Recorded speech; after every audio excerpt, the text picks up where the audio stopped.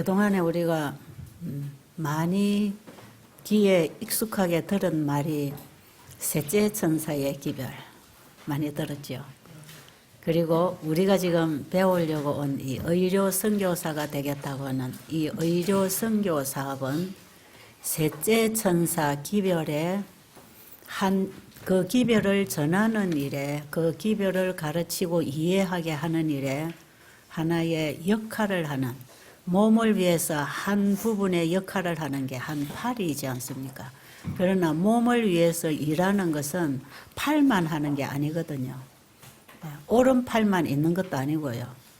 셋째 천사 기별에 오른팔 역할을 한다고 할 때는 우리 몸 중에서 가장 힘을 받고 중요한 일을 한다고 하는 걸 의미하겠죠. 그러나 몸을 위해서 일하는 지체는 오른팔만 있는 게 아닙니다. 여러 지체들이 몸을 위해서 일을 하고 있죠. 또 그 지체들은 몸에 의하여 움직이고 있는 것이고요.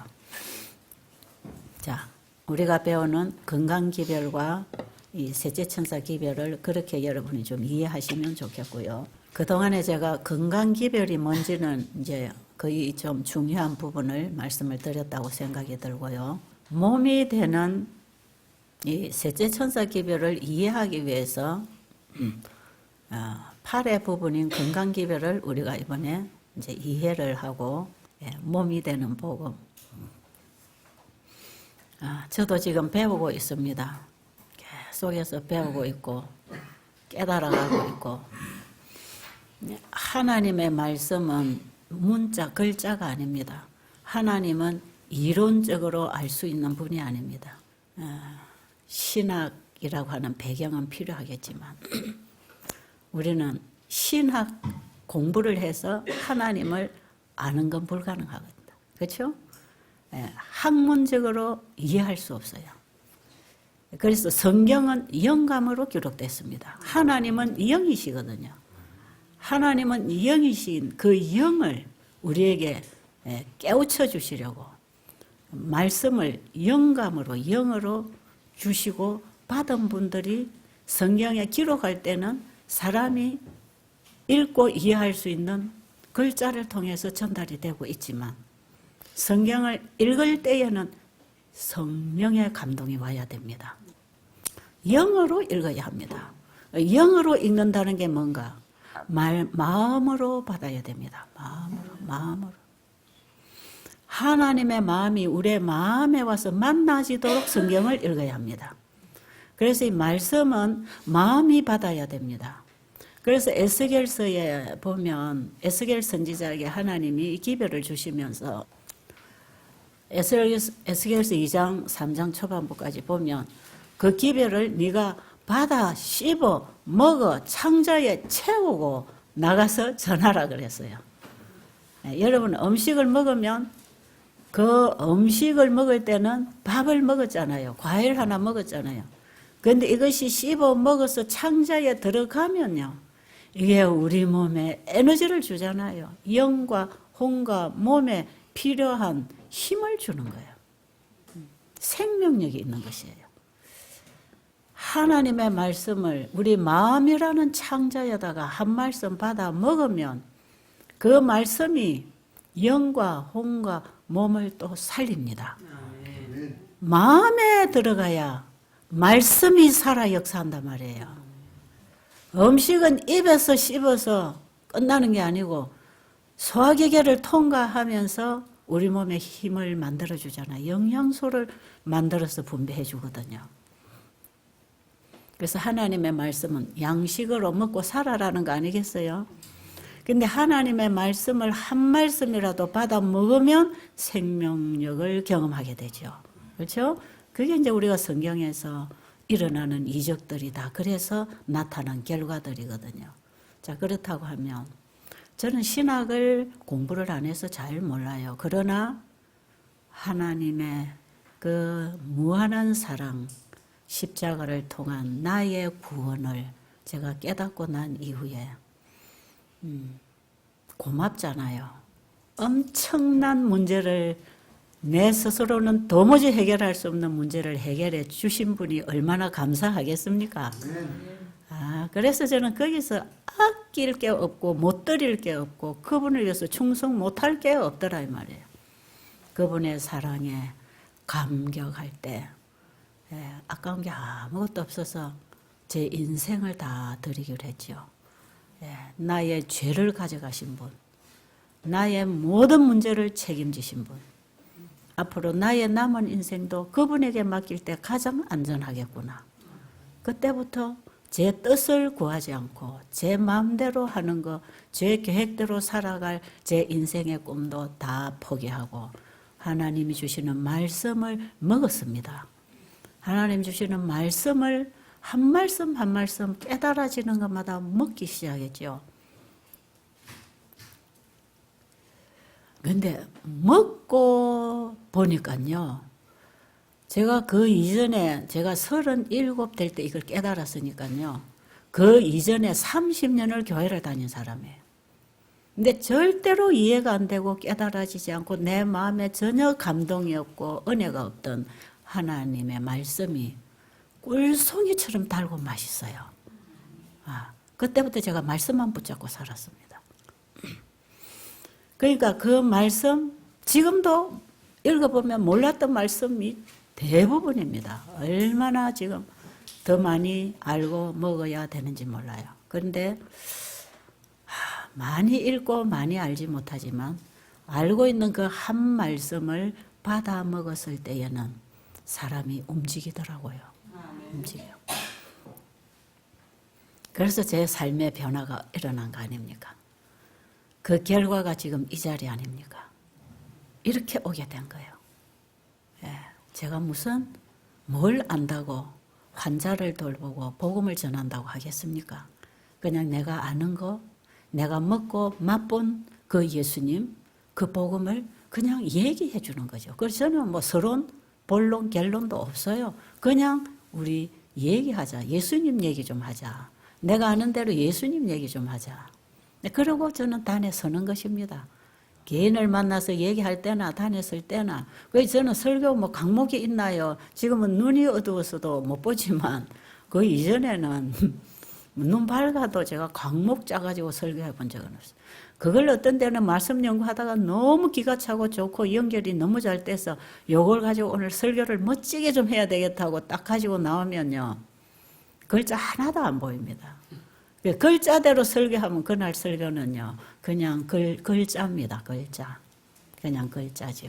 사람들에게 많은 거 배웠다 할 수는 있겠지만 그들의 심령 속에 하나님의 사랑을 만나게 할 수는 없더라 이 말이에요. 제가 30년을 넘게 설교를 해왔잖아요. 이게 이제 제 삶의 설교지요. 그런데 그 한 말씀을 씹어 먹었을 때에 하나님을 조금씩 알아가는 경험이 일어나는 것입니다. 그래서 제가 서서 얘기하는 건 내가 안 것만큼 만나고 얘기할 수 있는 만큼 그냥 표현을 또 서투른 언어로 하고 있는 것이죠.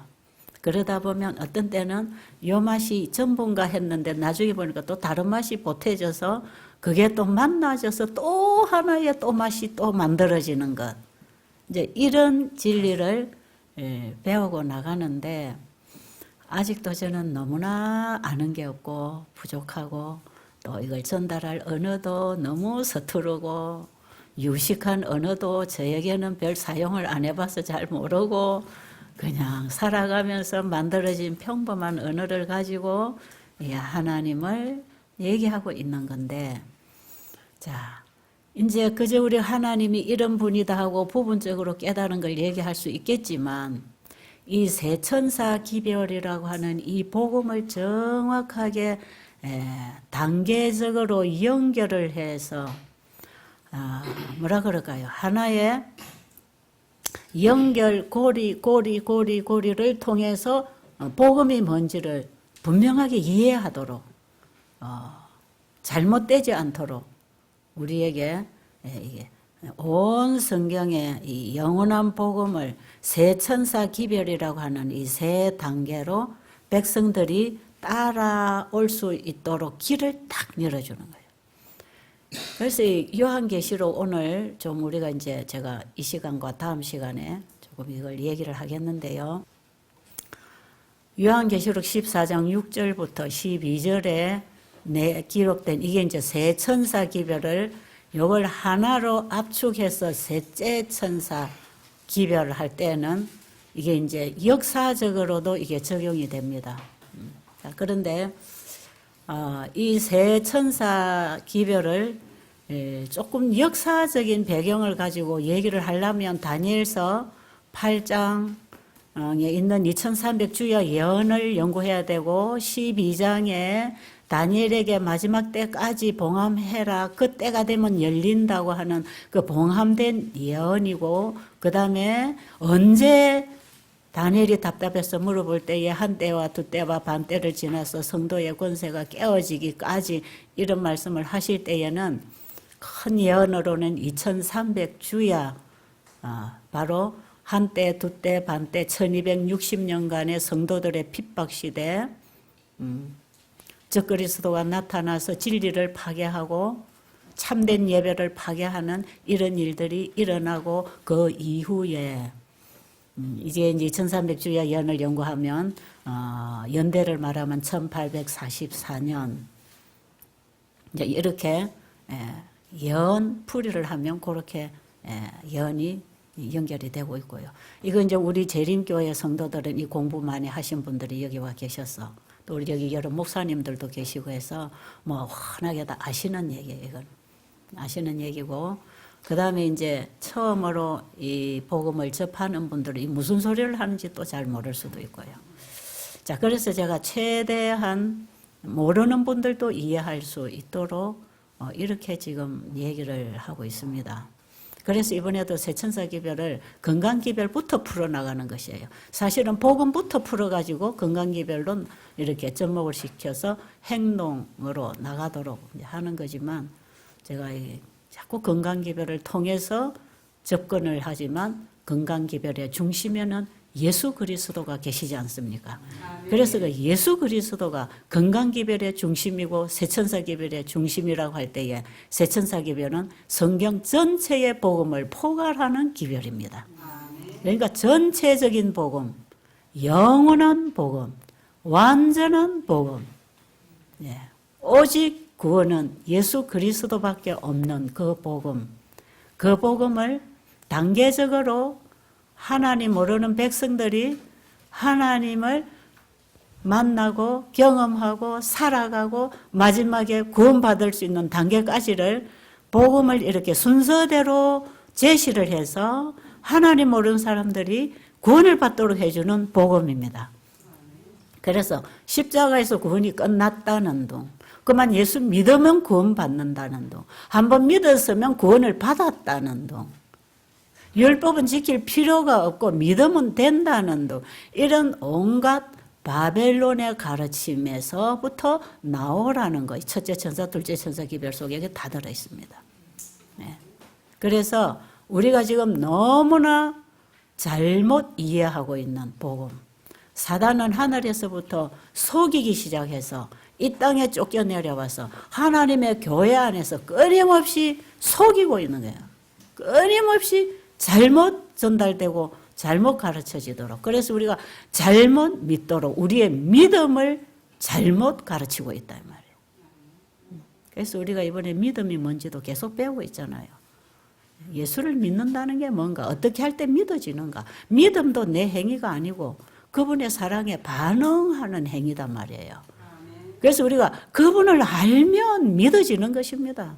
그래서 그분이 어떤 분인지를 얘기해 주는 게 복음 전하는 거 아닙니까? 그죠? 자, 그런데 지금 이 세천사 기별은 온 성경의 복음을 포괄하고 있기 때문에 요한계시록에 나오는 이 세천사 기별은 특히 요한복음은 예수님이 부활하시고 성천하셔서 하늘에 올라가신 이후에 이 땅에 하나님의 교회를 어떻게 지키시고 보살피시고 돌보셔서 수많은 이슬과 오류가 들어오겠지만 진리를 가진 백성들을 끝날까지 보존해서 마지막 하나님의 품성 회복을, 하나님의 율법을 회복하고 백성들이 대쟁투에서 승리하도록 한 백성을 만들어 나가겠다는 약속입니다. 그래서 우리가 이 계시록의 일곱 교회 역사, 일곱 나팔, 일곱 인 역사를 통해서 이제 마지막 새 천사 기별이 외쳐지고 이제 예수님 재림하시고 이제 천년기 끝나고 천년 후에 어떻게 심판이 되고 끝 지구 역사 최의 대쟁투가 끝나는 그 과정을 계시록에서 쭉 얘기를 해주고 있거든요. 자, 그러면 계시록은 요한이 예수님이 하늘에 올라가셔서 하실 일을 이제 요한에게 알려줘서 기록하게 한 거 아닙니까? 그러면 계시록 14장이 결국에 가서는 예수님의 재림 직전에 이 땅에 다시 한번 심판이라고 하는 관점, 심판, 지금 마지막 예수님이 재림 전에 어떤 일을 하시는지 그 재림 전에 심판하시는 그 일을 포커스로 맞추어서 한 번 더 전체적인 복음이 온 땅에 외쳐져야 되는 그 기별.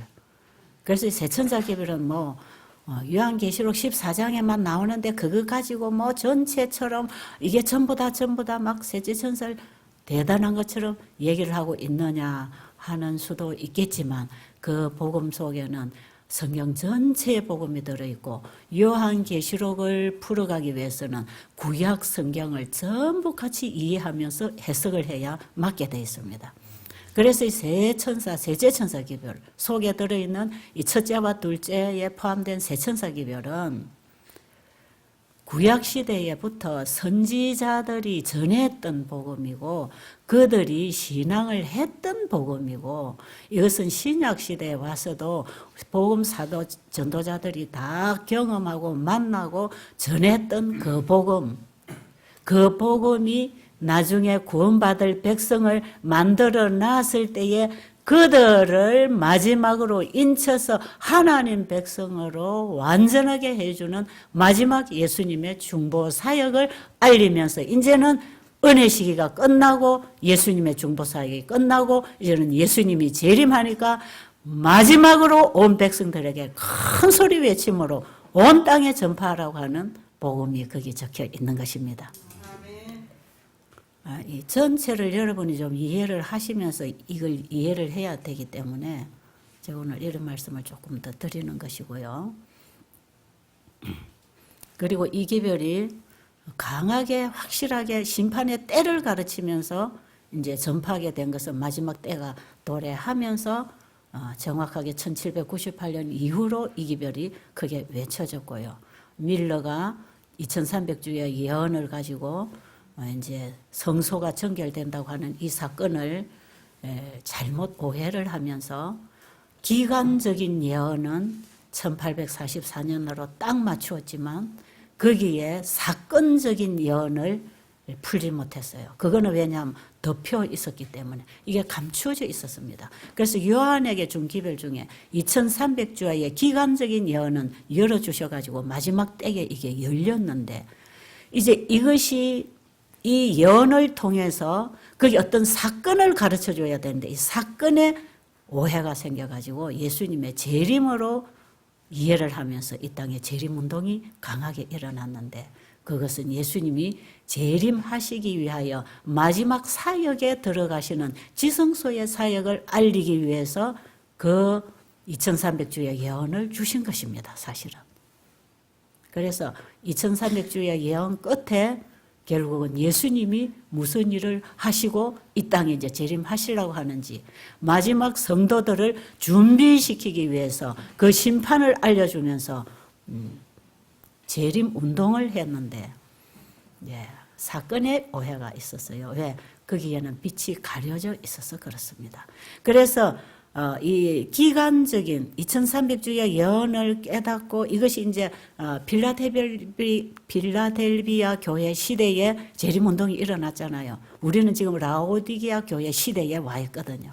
그럼 일곱 교회 역사 속에 우리는 마지막 교회 시대, 마지막 말세 시대 끝자락에 우리는 지금 살고 있는 사람들이에요. 그런데 필라델피아 교회 시대에 이 재림운동이 일어나 그때 이 예언을 연구하게 되었고, 이제 이것이 확실히 맞다 해서 여기저기서 같은 연구들을 하고 일어나면서 미국을 중심으로 엄청난 대재림운동이 일어난 게 우리 종교 기독교 역사에서 우리는 볼 수 있는 겁니다. 그런데 그들이 그 계시록 14장 6절부터 7절, 8절, 계시록 14장 맞죠? 계시록 14장 6절, 7절, 8절 이 기별을 그들이 그 당시부터 막 전하게 됐죠. 그 당시부터 이제 막 전하면서 이제 심판이 곧 온다. 그러니 창조주께로 돌아가자. 빨리 우리가 하나님께 영광을 돌도록 회개하고 정말 하나님의 뜻을 이루고 하나님의 품성을 드러내고 창조주께로 돌아가면서 창조주의 영광을 드러내는 이런 신앙을 이제 해야 된다고 하는 이 영원한 복음의 신앙을 우리가 경험해야 된다고 하는 것을 하면서 이제 예수님이 재림한다 이렇게 외쳤지요. 그런데 그때의 그 밀러와 여러 예언을 연구한 분들이 이 재림운동가들이 이런 기별을 전할 때 진실로 회심의 경험을 하고 재림을 맞이할 준비를 하면서 그 빛대로 정말 일어난 이런 사람들은 그 다음 단계에 주어지는 빛, 예수님이 지성소에 들어가신 그분의 사역의 빛에 들어가야 됐는데 많은 분들이 그때 다 이제 대실망하고 물러났지요. 그게 이제 요한계시록 10장에 작은 책이 펼쳐지고 먹었더니 달고 나중에는 썩고 이제 이런 얘기. 그래서 다시 예언을 해야 되는 이런 부분. 이거는 이제 이 다니엘서와 요한계시록을 공부하고 예언을 알고 계시는 우리 재림교회 성도님들은 지금 제가 하는 얘기가 무슨 얘기인지 다 이해를 하실 수 있는 얘기고요. 그런데 이걸 다 알았다 할지라도 내가 그 복음의 경험이 안 일어나면 내가 구원 못 받습니다. 아시겠죠? 네, 그게 중요하기 때문에 저는 이 역사적인 배경보다 우리의 신앙 경험을 어떻게 해야 되는가 이쪽 부분으로 제가 계속해서 얘기하기를 원합니다. 그래서 그렇게 저는 자꾸 복음을 전하고 있죠. 자, 그러면 일단 계시록 14장 6절에 보면 영원한 복음을 가진 자가 영원한 복음을 전하게 되어 있습니다. 이게 중요합니다. 그냥 내가 공부해가지고 외쳤다고 복음을 전하는 건 아니에요. 내가 공부해가지고 내가 잘 가르쳐서 복음을 전하게 돼 있지 않단 말이에요. 왜? 이것은 받아 먹은 사람이 그 맛을 알고 그 영양소를 경험하고 그 힘을 받아가지고 나가는 거기 때문에 반드시 이 복음은 받아 먹어야 합니다. 여러분 아무리 영양진 건강진 음식을 차려놔도 그것을 영양학자가 차려놓고 하나하나 설명을 잘 해주고 그걸 좋은 음식인 줄 믿었다 할지라도 안 먹으면 내 몸에는 아무 도움 안 되는 것처럼 부뚜막에 소금도 집어넣어야 간을 맞추고 짤 수 있는 것처럼 성경 속에 있는 이 복음을 아무리 잘 연구해서 적나라하게 펼쳐놓고 정확하게 사람들이 먹도록 가르쳐줬다 할지라도 내가 안 먹으면 그 복음이 뭔지 맛을 모릅니다. 아시겠죠? 수박 끄달기 이런 거단 말이에요. 수박 끄달다 가지고 수박만 뭔지 압니까? 먹어봐야 맛을 알지요. 복음은 먹으라는 것입니다.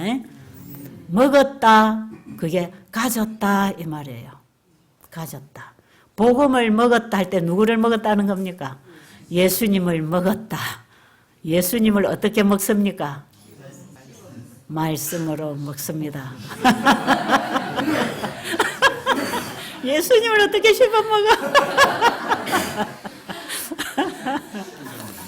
그래서 하나님의 말씀을 마음에 받아들이라 그러잖아요. 참 재미있네. 우리 의료 선교사 교육생들 참 재밌어. 그토록 얘기했건만. 자, 예수님이 요한복음 6장에 보면 내 살을 먹고 내 피를 마시는 자는 영생을 가졌고 마지막 날에 내가 이를 다시 살리리라 하시니라. 그러니까 사람들이 뭐라 그러죠? 저 사람이 누군데 씹어먹어 자기를 먹으라 하나? 우리가 뭐 식인종인가? 아마 그렇게 생각했을 겁니다. 쑥덕쑥덕했습니다. 그런데 6장 63절에 가서 예수님 뭐라고 하십니까? 먼저는 나를 먹어야 영생 생명을 가졌다고 하셔놓고 나중에 63절에 보면 내가 너에게 이르는 말이 영이요 생명이라. 네. 예수님이 생명, 예수님 자체 그분의 신성은 생명이었습니다. 그분의 인성은 우리와 같았지만 그분을 믿었다는 것은 사람을 내 속에 가져오는 게 아니고 그분 속에 있는 신성의 생명을 가져오는 거 아닙니까? 그죠? 그게 예수 믿는다는 얘기고 그것이 예수님을 통해서도 우리에게 왔지만 똑같은 인성과 신성의 결합으로 하나님의 말씀이 그렇게 우리에게 온다 이 말이에요. 그러니까 우리가 하나님 말씀을 우리가 이해할 수 있는 육으로 이해할 수 있는 글자와 내용으로 오지만 이것을 마음에 받아들이면 하나님의 신성의 생명을 받는 것이라. 그래서 우리의 영이 살아나고 영적 눈이 떠여지고 영적 귀가 뚫리고 영적 사물이 보이기 시작하고 영적인 것에 가치를 두게 되면서 우리의 생각에 사상에 영적 대혁신이 일어나는 거듭남의 경험을 하는 것입니다. 이것은 예수님을 씹어 먹을 때 되는 거다 이 말이에요. 자, 그래서 예수님은 이론으로 십자가에 달리신 그분만 쳐다보면 감정신앙하게 돼서 아이고 예수님이 얼마나 아팠을까. 아이고 예수님이 나 때문에 저렇게 못 박히고 계시네. 그래가지고 그 예수님이 못 박혀 죽으신 그 고마움. 그러면 우리가 하나의 감정신앙밖에 안 됩니다. 그분이 왜 못 박히셨나? 그분이 죽으신 건 십자가 못 박힌 고통으로 통증하신 것도 아니고 그것 때문에 죽으신 것도 아닙니다. 만약 예수님 십자가에 못 박힘으로 죽었다면 그렇게 빨리 돌아가실 수가 없어요. 근데 예수님 뭐가 터졌다고요? 심장이 파열돼. 왜 심장이 터졌을까요? 죄의 고통. 우리 인류의 죄를 한 몸에 받으신 그분의 심장의 고통. 이게 여러분 예수님을 돌아가시겠죠. 여러분 우리가 언제 회개하는지 아세요? 죄의 고통을 느낄 때 회개합니다. 절대로 죄가 좋으면 안 버립니다. 죄를 즐기지요. 안 버려요. 그런데 죄는 고통이 오게 돼 있습니다. 하나님의 법을 범하면 고통이 오는 것, 그 고통은 하나님의 은혜입니다. 여러분 우리가 죄의 고통을 느끼는 것은 성령의 강력한 역사고 하나님의 은혜지요. 저는 이걸 해봐서 알아요. 이 죄가 얼마나 나를 괴롭히고 죽고 싶도록 하나님 나를 죄에서부터 구원해 주시지 않으려면 나를 차라리 죽여서 이 죄로부터 끝내게 해주세요. 제가 그런 기도를 하고 금식하고 제가 부르짖은 날이 한두 번이 아니에요. 그런데 이 죄가 고통스러워야 우리가 회개를 하지 않습니까? 그죠? 죄는 고통을 주는 거예요. 통증을 주고 병을 주고 불행을 주고 우리 인생에 가시덤불과 엉겅퀴를 놓고 괴로운 인생을 만들어 나가는 게 죄 아닙니까? 예수님 그걸로 돌아가셨다고. 그때에 언제 예수님이 가장 고마우냐면요. 자기가 죄의 고통, 이 죄 때문에 내가 정말 죄가 싫고 죄 때문에 내가 더 살고 싶지도 않은 이 고통 속에서 헤어날 길이 없는데 예수님이 내 죄를 가지고 내 고통을 다 당하시고 심장이 터져 돌아가셨단다. 이게 복음 아닙니까? 아, 이 고통을 예수님이 가지고 가셨네. 미리 가져가. 그럼 예수님 가져가시고 저에게서 좀 가져가 주세요. 그리고 예수님께 이 죄를 갖다 드릴 때 예수님께서 죄를 받아주시고 그 다음에 그걸 정말 믿음으로 용서와 구원을 받아들이면 내 마음에 믿음으로 평안이 오는 것입니다. 그게 믿음이에요. 우리가 믿는 믿음은 거기에 있어야 합니다. 그 예수님을 만나는 경험을 해라. 이 죄 용서와 구원의 경험, 예수님의 사랑이 뭔지를, 그 사랑이 내 가슴에 올 때 내게서 어떤 반응이 일어났는지 그런 걸 가지고 이 복음을 전하라 이 말이에요. 그러니까 영원한 복음을 가진 자가 영원한 복음을 전하는 것입니다. 자, 그럼 가졌다는 뜻은 뭔지 아시겠지요? 경험했다, 안다, 안다. 그게 영생이라 그랬죠? 안다. 영생은 곧 유일하신 참 하나님 아는 것이라 안다. 그게 그분의 사랑을 안다. 이게 비밀 관계입니다. 비밀. 경건의 비밀. 골로새서 1장에 보면 그 비밀은 내 안에 계신 그리스도라 그랬잖아요. 이 비밀. 사랑이라는 게 뭔지 안단 말이에요. 사랑. 지금 우리는 그 사랑 몰라요. 부모와 자식 관계를 통해서 조금 맛보고 있지만 그 사랑 모릅니다. 그 사랑 알아라 말이에요. 그 사랑. 그 사랑을 아는 자가 그 사랑을 전할 거 아니겠어요? 그게 복음 전하는 거예요. 그게 예수님 전하는 거예요. 예수님을 전한다는 건 하나님의 사랑을 전하는 거 아닙니까? 그죠? 그분이 우리를 얼마나 사랑하셨는지 그 사랑을 만나면 그 사랑이 나를 붙들어 줍니다. 그래서 사랑 따라가는 게 인간 아닙니까? 사랑 따라가게 돼 있단 말이에요. 사랑이 있는 곳에 따라가게 돼 있단 말이에요. 그래서 남편이 자기 몸처럼 아내를 사랑하면 아내는 목숨 걸고 남편께 순종한다 이 말이에요. 그런데 남편들은 자기 아내를 목숨처럼 사랑 안 해놓고 자기 아내는 남편에게 복종만 하라고 요구하니까 얼마나 아내들이 괴롭고 남편도 안 되니까 스트레스 받고 부부 갈등이 오는 거거든. 이게 다 근본적인 문제를 지금 이해를 잘못하고 행위로 하려고 하기 때문에 이런 문제가 오는 것이에요. 이 부부관계는 교회와 그리스도에 관한 관계를 설명하는 거예요. 에베소서 5장에 보면 내가 교회에 대하여 말한다 그랬잖아요. 여러분 이 사랑이라는 걸 만나면요 죽도록 따라갑니다. 죽어도 좋다 이거예요. 그래서 아담이 원래 그 사랑을 가지고 하와를 만났을 때에 하와가 선악과 가지고 와서 먹고 온 거 보니까 이제 이 여자는 죽어 내가 가네 분명히 죽는다. 그 아내가 죽어가는 걸 보면서도 함께 죽음을 선택했잖아요. 그게 진짜 사랑이거든. 예수님의 사랑을 우리가 만나면요 목숨 걸고 따라갑니다. 그의 마음을 다하고 목숨을 다하고 뜻을 다하여 주 너희 하나님을 사랑하라는 거 아닙니까? 이 사랑을 만난 사람은 예수님만 사랑하게 되고 그분에게서 듣고 그분에게서 배우고 그분에게 순종하게 되어 있습니다.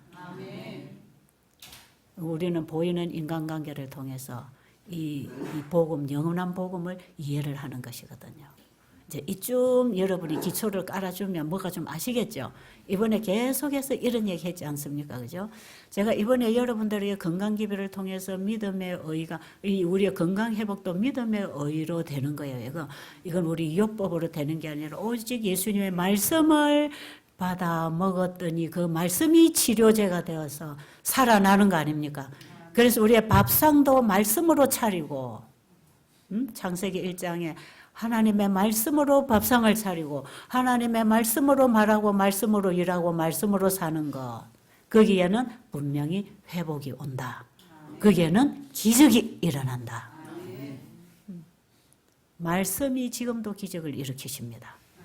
자, 그래서 우리는 말씀을 먹는다 하는 게 뭡니까? 믿음으로 받아오는 걸 얘기하지 않습니까? 그죠? 믿음으로 그 말씀을 내 마음에 받아들이는 것.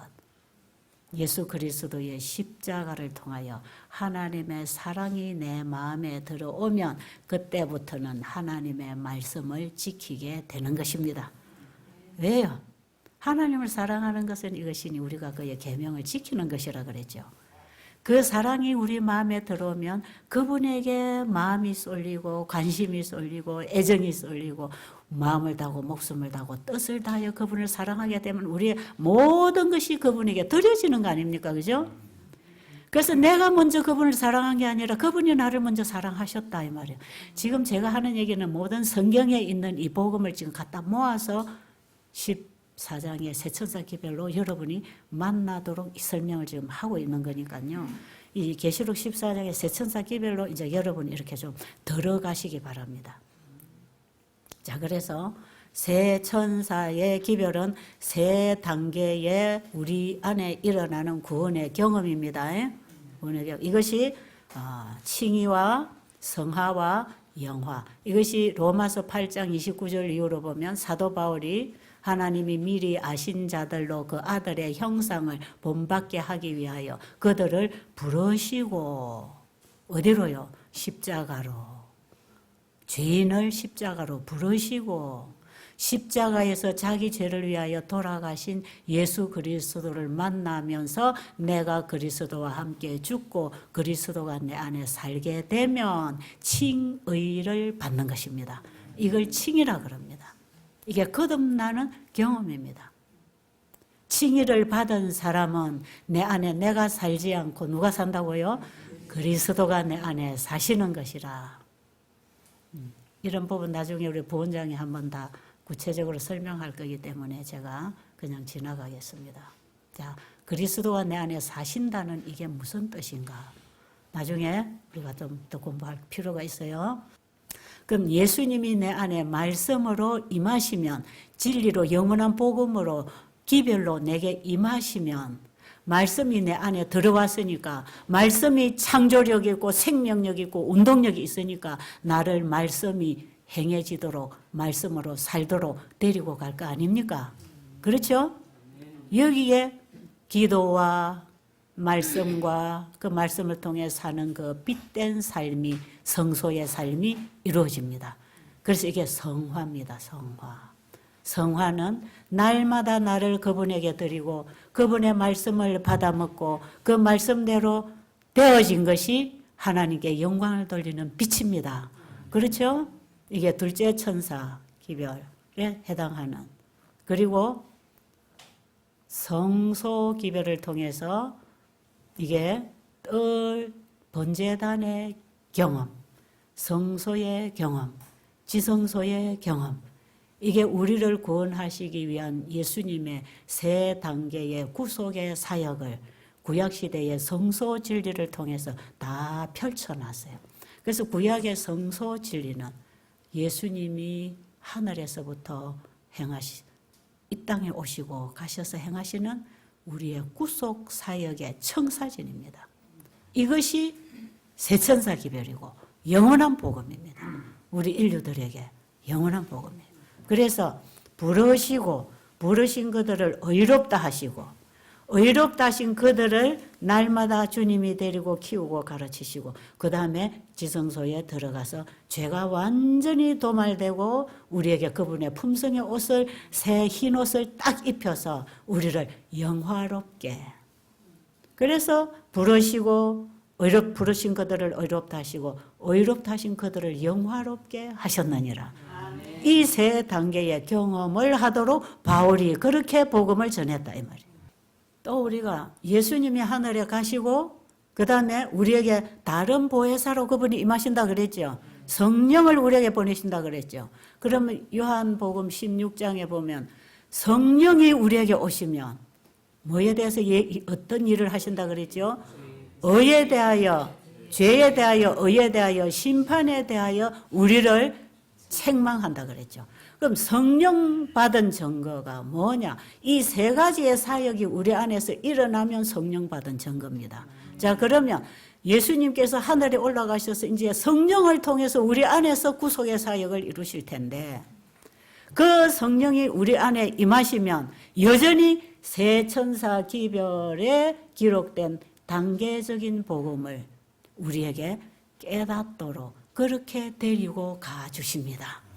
이 다 세 천사 기별 속에 있는 복음을 세 단계로 요약하고 있는 거기 때문에 이 속에 온 성경의 복음이 다 함축되어 있다 이 말이에요. 성령이 우리 안에 임하면 구속의 사역을 이루시는데 이런 세 단계의 우리의 경험을 통해서 이루어 가신다 이 말이에요. 그럼 성령이 와서 죄에 대하여, 의에 대하여, 심판에 대하여 책망을 하시는데, 자, 죄에 대하여라 하면 9절부터 나오지요. 16장 9절부터 죄에 대하여라 하면 우리가 뭘 안 하는 거다? 예수님을 믿지 않는 거라. 보내신 자 그분을 믿지 않는 게 너희들이 죄라는 것을 가르쳐 줍니다. 이걸 성령 받은 사도들이 했습니까? 예수님이 하늘 성소로 올라가시고 이 땅에 이른비 성령이 내리고 이른비 성령을 받은 제자들과 사도들이 이 기별 전했나요? 안 전했나요?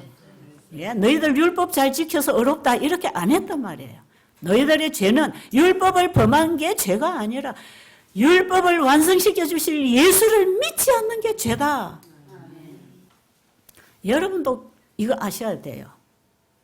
뭐 내가 오늘 화를 냈니, 거짓말을 했니, 누구를 좀 속였니, 혹은 간음을 했니, 도둑질을 했니, 아 이게 내가 죄를 지었구나, 이 죄를 지어서 어쩌나, 그 행위의 죄만 가지고 여러분이 죄를 논하지 말라면, 이거는 사실은요 어떤 씨가 들어가서 나무가 나온 거기 때문에 이 행동 하나하나 고치려 하는 것은 불가능입니다. 여러분, 안에다가 사과나무 씨를 넣어놨는데 자꾸 사과나무가 올라오는데 잘라버렸다고 안 올라옵니까? 또 새순이 나고 또 새순이 나고 자꾸 올라오잖아요. 여러분, 행위를 가지고 회개하는 거 끝이 없습니다. 뭘 하라? 죄인들은 율법을 행위로 지켜서 어렵게 될 수 없기 때문에 하나님이 한 의를 준비해서 보내주셨잖아. 로마서 3장에 보면 그 의이신 예수 그리스도를 믿지 아니하는 게 죄다 말이에요. 오늘날 우리의 죄도 바로 그겁니다.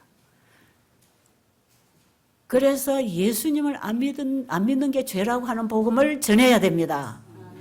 자꾸 행위신앙을 가르쳐서 계명만 지키라고 요구하면 부담스러워서 다 지치고 쓰러지는 것이에요. 예수님 그분이 복음이시고 율법이십니다. 내가 율법을 온전히 이루었다고 할 때는 예수님 안에서 이루어지는 능력이 온다는 거 아닙니까? 그분이 이루신 의 능력을 우리에게 다 주겠다는 거 아닙니까? 그러니까 내가 가서 해줄 테니까 너는 내만 좀 믿어라. 내만. 네가 걱정 근심할 거 없어. 네가 넘어지고 죄 지었다고 그것 때문에 좌절하지 마. 나는 죄인을 구원하러 온 사람이니까 죄인이라고 생각되면 다 나에게 오라는 겁니다. 그래서 의에 대하여라 하면 뭐냐? 죄인들이 죄가 뭔지를 깨닫고 그 다음 이 죄를 해결하기 위해서 어디로 가야 된다는 겁니까? 예, 예.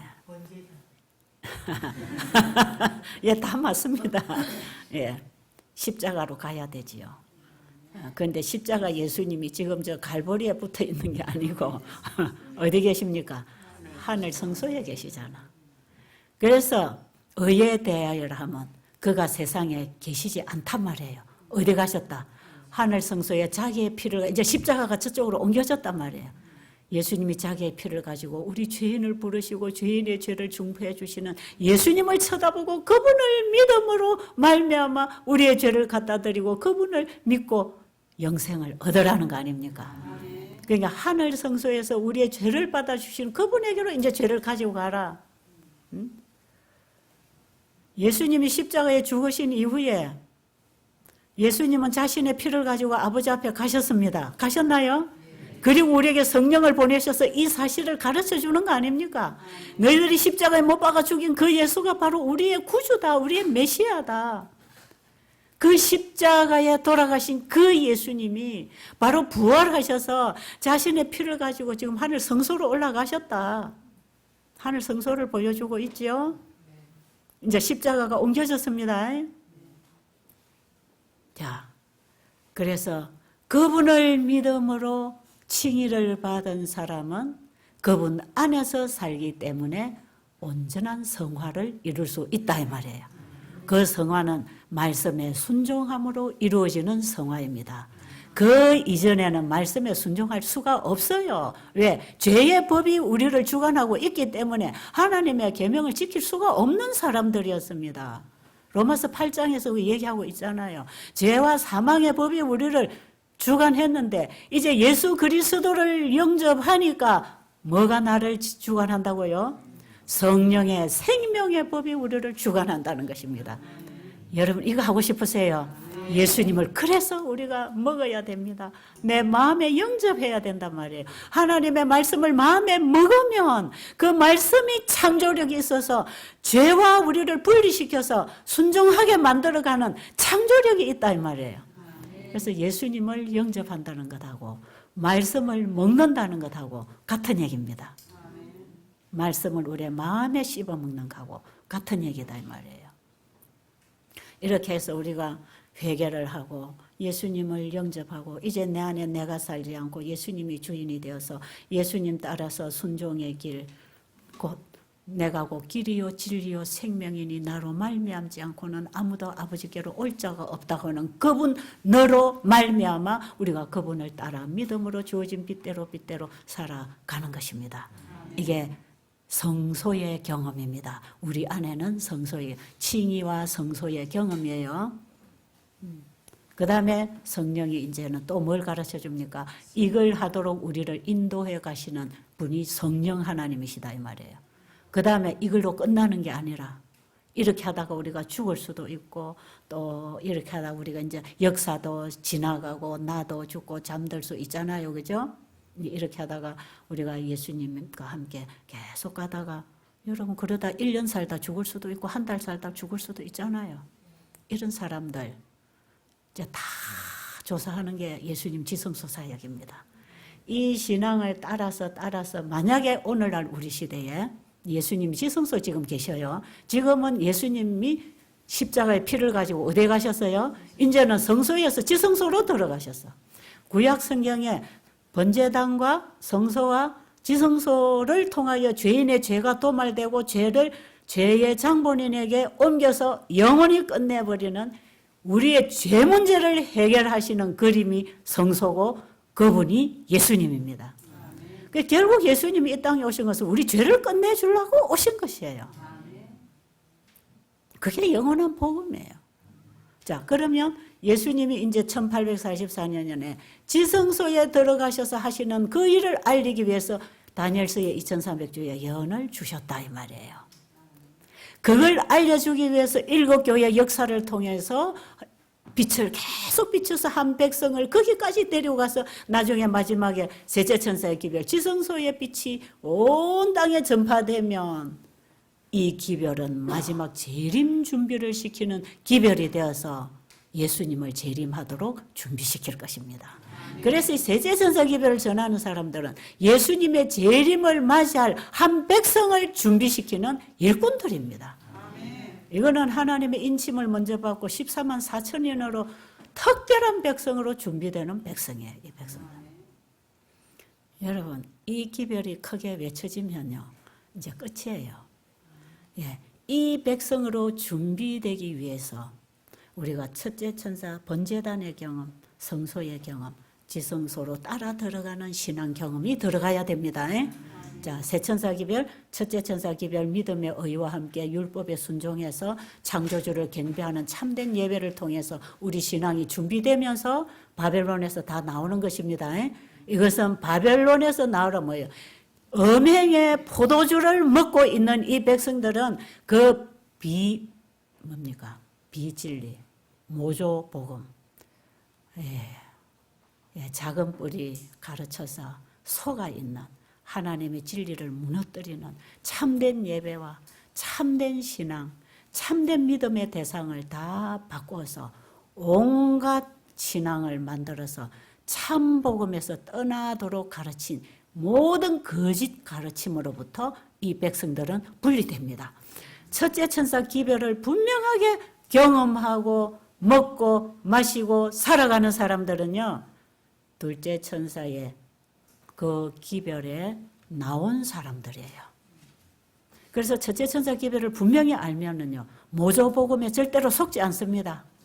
그래서 엘렌 G 화이트 여사가 쓰신 책에 보면 이 셋째 천사 기별의 믿음으로 말미암은 의를 우리가 깊이 연구하고 거기서부터 빛을 받고 살아가는 사람들에게는 온갖 오류의 쓰레기들이 다 밀려나갈 것이다. 이게 초기 문집에 밀러가 꾼 꿈, 윌리엄 밀러의 꿈장에 보면 어떤 분이 비를 들고 와서 섞어 놓은 것, 진리가 이 쓰레기하고 섞여지는 보석이 쓰레기에 덮여 있는 진리가 다 덮이고 모조복음들이 들어와서 속여놓은 이것들 나중에 다 썰어낸다는 것입니다. 그리고 보석만 골라가지고 보석 상자에 정확하게 정리를 해서 다시 진리를 회복한다는 그 꿈을 윌리엄 밀러에게 하나님 주신 것을 엘렌 G 화이트 여사가 초기 문집에 기록해놨어요. 그게 굉장한 의미가 있습니다. 그 꿈 내용이 왜냐, 밀러는 셋째 천사 기별의 빛을 받지 못하고 죽었거든요. 첫째, 둘째를 외치다가 재림 보지 못하고 재림 전에 하나님께서 어떤 일을 하실 건지에 대해서 모르고 죽었습니다. 꿈속에 그 계시를 아마 주셨다고 생각이 들죠. 자, 어쨌든 이렇게 해서, 자, 그러면 이제 의에 대하여, 죄에 대하여, 의에 대하여, 심판에 대하여. 심판에 대하여라 하면 세상 임금이 심판을 받았다는 거죠.